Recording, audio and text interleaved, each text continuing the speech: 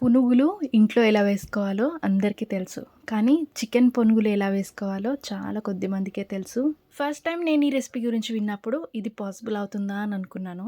But try చేశాక తెలిసిందనమాట ఎంత బావుంటుందో. చికెన్ మొత్తం కూడా సూపర్‌గా ఫ్రై అయిపోతుంది. లోపల వరకు కూడా నీట్‌గా కుక్ అవుతుంది. వీటిని మీరు ట్రై చేశాక మీకే అర్థమవుతుంది. అందరికీ నచ్చే ఫేవరెట్ స్నాక్ అయితే అయిపోతుందనమాట ఇది. మంచిగా సాస్ తోటి లేదంటే ఆనియన్స్ తోటి సర్వ్ చేసుకుంటే అద్దిరిపోతుంది. అస్సలు లేట్ చేయకుండా ప్రాసెస్‌లోకైతే వెళ్ళిపోదాం. దీనికోసమైతే బోన్‌లెస్ చికెన్‌ని తీసుకొని ఒక హాఫ్ కిలో ఆర్ పావు కిలో మీకు కావాల్సిన క్వాంటిటీలో చక్కగా వాష్ చేసుకున్న తర్వాత డబుల్ బాయిలింగ్ మెథడ్‌లో దీన్నైతే బాయిల్ చేసుకోవాలి. మన ఇళ్లల్లో రెగ్యులర్‌గా యూజ్ చేసుకునే జల్లి బుట్ట ఉంటుంది కదా! ఇలా హోల్స్ ఉన్న బుట్ట.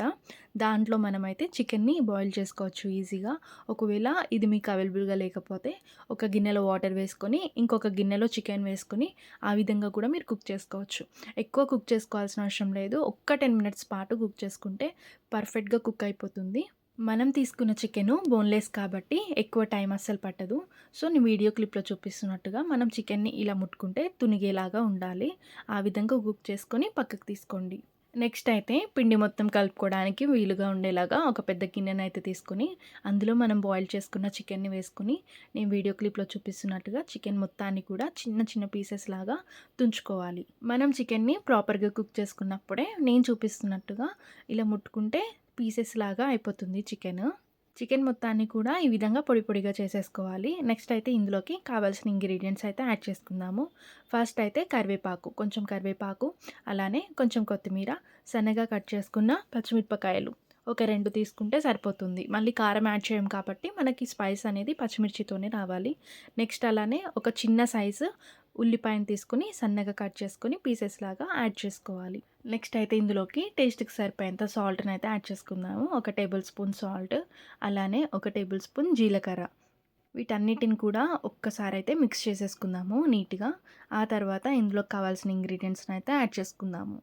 మనం పునుగుల్ని ఇన్‌స్టెంట్‌గా వేస్తున్నాం కాబట్టి కొంచెం పొంగడానికి సోడా పొడినైతే యాడ్ చేసుకుందాం. అలానే ఒక టేబుల్ స్పూన్ పెరుగును కూడా యాడ్ చేసేసుకొని, ఒక 2 టేబుల్ స్పూన్ల మైదా పిండినైతే ఫస్ట్ యాడ్ చేసుకుందాము. ఈ ఇంగ్రీడియెంట్స్ అన్నిటిని కూడా ఒకసారి బాగా మిక్స్ చేసేసుకోవాలి. ఇలా ఫస్ట్ ఇంగ్రీడియెంట్స్ అన్నిటిని కూడా ఒకసారి కలుపుకోవడం వల్ల మనకి వాటర్ కన్సిస్టెన్సీ అనేది ఎలా ఉందో తెలుస్తుంది. అన్ని ఇంగ్రీడియెంట్స్‌ని కూడా మిక్స్ చేసుకున్న తర్వాత ఇందులోకి నేను కొంచెం వాటర్‌నైతే యాడ్ చేసుకుంటున్నాను. అంటే ఒక చిన్న కప్పు వాటర్‌నైతే ఇందులో యాడ్ చేసేసుకొని బాగా మిక్స్ చేసుకోవాలి. మనం రెగ్యులర్‌గా ఇంట్లో పునుగులు వేసుకుంటాం కదా! ఆ బ్యాటర్ అనేది వస్తే సరిపోతుంది. నెక్స్ట్ అయితే ఇందులోకి ఇంకొంచెం మైదా పిండినైతే యాడ్ చేసుకుందాము. దీనికి ఎగ్జాక్ట్‌గా మెజర్‌మెంట్స్ అనేవి ఏవి ఉండవు. మనము పునుగులు ఎలా అయితే వేసుకుంటామో ఆ కన్సిస్టెన్సీ వచ్చేలాగా మనం పిండినైతే ప్రిపేర్ చేసుకోవాలి. అలా అని చెప్పి పిండిని ఎక్కువ యాడ్ చేసుకోకూడదు. ఎందుకంటే మనం ఇందులో చికెన్ యూజ్ చేస్తున్నాం కాబట్టి చికెన్ ఫ్లేవర్ అనేది అసలు తగ్గకూడదు.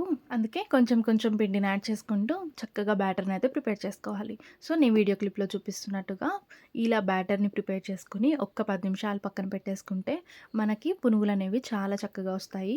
మనము కొంచెం పిండిని చేతిలోకి తీసుకున్నప్పుడు డ్రాప్ చేయడానికి చాలా ఈజీగా వచ్చేలాగా ఉండాలి బ్యాటర్ అయితే. నెక్స్ట్ అయితే ఒక 10 నిమిషాలు నాననిచ్చిన తర్వాత పునుగులైతే వేసేసుకోవచ్చు. ఇప్పుడైతే ఒక పాన్ పెట్టేసుకొని దాంట్లో ఆయిల్ యాడ్ చేసుకున్న తర్వాత ఆయిల్ కొంచెం మీడియం హీట్ అయినప్పుడు మనము పునుగులనైతే ఒక్కొక్కటిగా డ్రాప్ చేసుకోవాలి. ఈ పునుగులైతే చాలా తొందరగా ఫ్రై అయిపోతాయి. అందుకే ఆయిల్‌ని మీడియం హీట్‌లో మాత్రమే పెట్టుకొని ప్రాసెస్ మొత్తం కూడా కంటిన్యూ చేసుకోవాలి.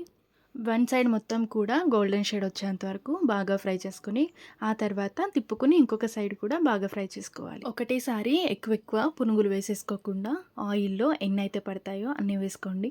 ఎందుకంటే మనం ఇందులో కొంచెం సోడా పొడి అండ్ పెరుగు యాడ్ చేసాం కాబట్టి మనకి పునుగు వేయగానే సైజ్ అనేది ఇంక్రీజ్ అవుతుంది. చికెన్‌ని మనము ఆల్రెడీ ఒక 40, 50% కుక్ చేసుకున్నాం కాబట్టి చికెన్ అనేది లోపల చక్కగా కుక్ అవుతుంది. మనకి ఎలాంటి వర్రీస్ అవసరం లేదు. చికెన్ లవర్స్‌కైతే ఇది ఫేవరెట్ స్నాక్ అయిపోతుంది. అంతేకాకుండా ఈవినింగ్ పిల్లలకి వేసి పెట్టడానికి కూడా చాలా హెల్తీగా అండ్ చాలా క్విక్‌గా రెడీ అయిపోయే స్నాక్ ఐటెమ్ ఇదైతే. నేను ముందుగానే చెప్పినట్టుగా పునుగులైతే వీడియో క్లిప్‌లో చూపిస్తున్నట్టుగా డార్క్ గోల్డెన్ షేడ్ వచ్చేంత వరకు కూడా బాగా ఫ్రై చేసుకోండి. ఆ తర్వాత ఆయిల్‌లో నుంచి సెపరేట్ చేసుకోవాలి. ఇంకా ఈజీగా అర్థమయ్యేలా చెప్పాలి అంటే పునుగుల్లో నుంచి మనకైతే బుడగలొస్తుంటాయి కదా ఆయిల్‌లో. ఆ బుడగలన్నీ కూడా ఆగిపోయిన తర్వాత గోల్డెన్ షేడ్ వచ్చిన తర్వాత తీసుకుంటే మనకి పునుగులనేవి పర్ఫెక్ట్‌గా ఫ్రై అయిపోయినట్టే. చాలా ఈజీగా చేసుకోవచ్చు ఈ స్నాక్ ఐటెమ్ అయితే. చూసారు కదా అవుట్‌పుట్ అనేది ఎలా ఉందో. మీకోసం అయితే ఒక పునుగుని నేను తుంచి చూపిస్తాను. మనకి లోపల వరకు కూడా చక్కగా ఫ్రై అయ్యి చికెన్ మొత్తం కూడా కుక్ అయ్యి ఉంటుంది. లోపల వరకు కూడా పిండి కూడా బాగా ఫ్రై అవుతుంది. బయట నుంచి క్రంచీగా లోపల మొత్తం సాఫ్ట్‌గా అద్దిరిపోతుందంతే. ఎప్పుడూ ఒకేలాంటి స్నాక్ ఐటెమ్స్ కాకుండా ఇలా ఒక్కొక్కసారి కొత్తగా ట్రై చేయండి. వండే వాళ్ళకి, తినే వాళ్ళకి కొంచెం చేంజ్ అనిపిస్తుంది. ఈ పునుగుల్ని డైరెక్ట్‌గా కంటే కూడా టమాటా కెచప్‌లో డిప్ చేసుకొని తింటే టేస్ట్ అయితే ఇంకా డబుల్ అయిపోతుంది.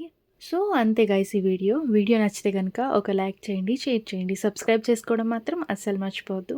మరిన్ని ఇంట్రెస్టింగ్ రెసిపీస్ కోసం మన ఛానల్‌ని అయితే ఫాలో అవుతూ ఉండండి. మీరు కూడా ఖచ్చితంగా ఈ రెసిపీని అయితే ట్రై చేసి ఎలా వచ్చిందో కామెంట్ బాక్స్‌లో అయితే పిన్ చేసేయండి.